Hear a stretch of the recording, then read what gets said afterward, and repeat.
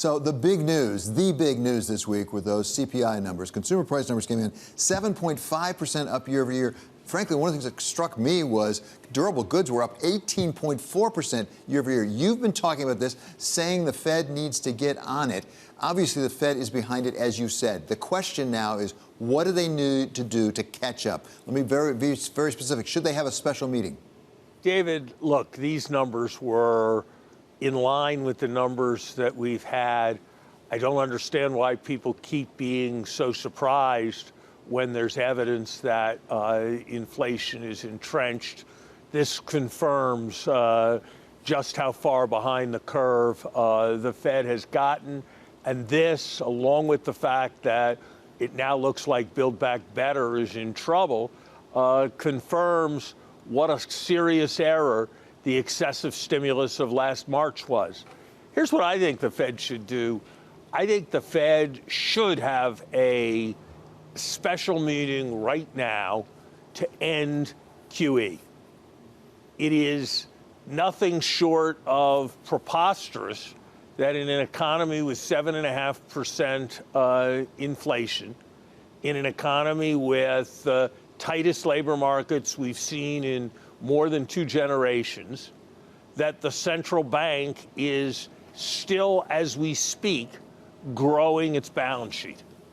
And I think the Fed could show that at last it really gets it by having a special meeting for the purpose of simply ending QE. It's not that the marginal purchases they're going to do over the next month are all that consequential. They're not probably very consequential at all. But I think the symbolism of ending it tomorrow would show that the Fed has gotten a major wake-up call. Can you imagine any conceivable reason why, in the face of what is housing price inflation faster than we had in the 2006 pre-crisis period, we have the government intervening to actively buy up and reduce the yield on mortgage-backed securities? That should be ended tomorrow.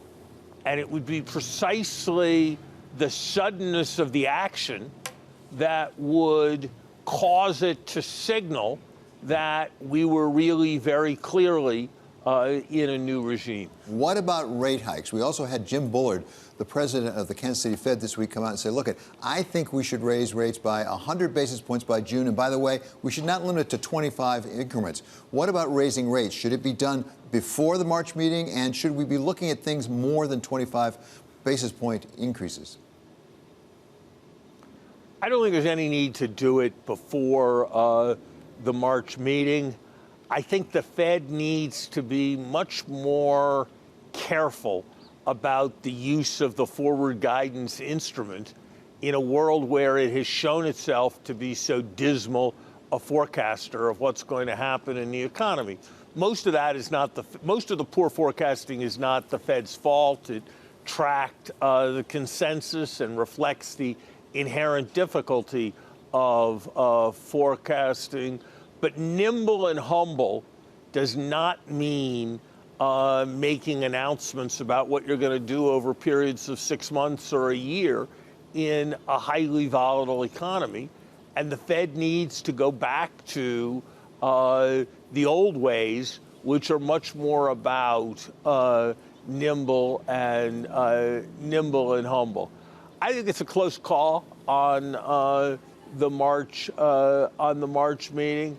I would be inclined to think that markets are going to increasingly build that in. And if they do, I don't think the Fed should be surprising them on the dovish side. And I don't think the Fed should be trying to guide them to the dovish side. So I think there's a good chance that there's going to be a progression towards near inevitability of the 50 basis points. And if so, that's okay. But if markets don't go that way, I also don't think that is a terrible thing. Yeah, I should correct myself. Mr. Buller, of course, is president of the St. Louis Fed, not the Kansas City Fed. At the same time, we have some economists coming out and saying, let's be patient, let's not overreact. We had Paul Stiglitz, actually, this week come out and say, really, a lot of this will take care of itself. And insofar as it doesn't, instead of contracting demand through tightening monetary policy, we should expand supply through fiscal policy. You tweeted about that and said that that was a sort of wishful thinking. Give us your reaction to the supply versus demand side of the equation. David, Joe Stiglitz is a brilliant Nobel Prize, richly deserved microeconomic theorist. But as a practical, data-driven macroeconomist, he's practicing tooth fairy economics. Of course, it would be wonderful if we could have more cars all of a sudden. Of course, it would be wonderful if the participation rate in the labor force suddenly increased. But here's the thing. You can only fill water into your bathtub to the size your bathtub is. And demand has got to be constrained by what we know about supply. And the way we tell how demand is doing relative to supply is we look at the behavior of prices. And they, and particularly wages, have been screaming red alert on demand versus supply for months now. And so it's preposterous wishful thinking to somehow suggest that all of a sudden we're going to conjure into being lots more supply. The administration's absolutely doing the right thing with its policies to try to clear things up in the ports and the like.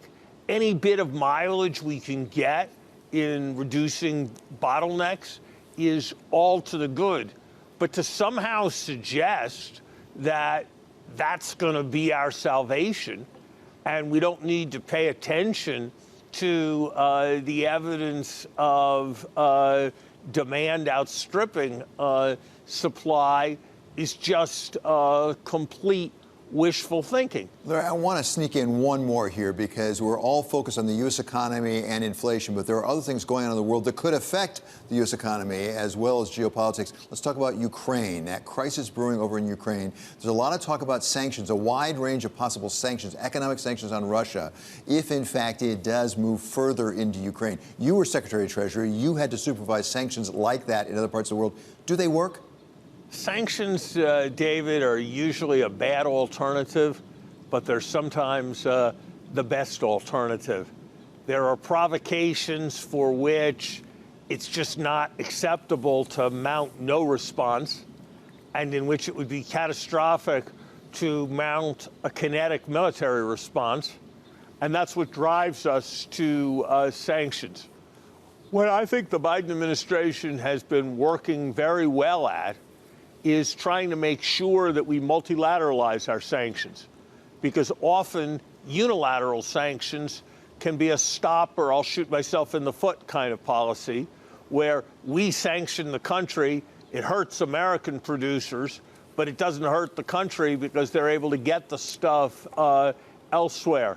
So sanctions with a multilateral perspective, I think that's probably the right kind of policy, but I think the devil is in the devil's in the details. And I must say, having been critical of them in some areas, this seems to me to be something where, so far, the Biden administration is proceeding with great skill, care, and thoughtfulness. And I think that's an encouraging thing to me.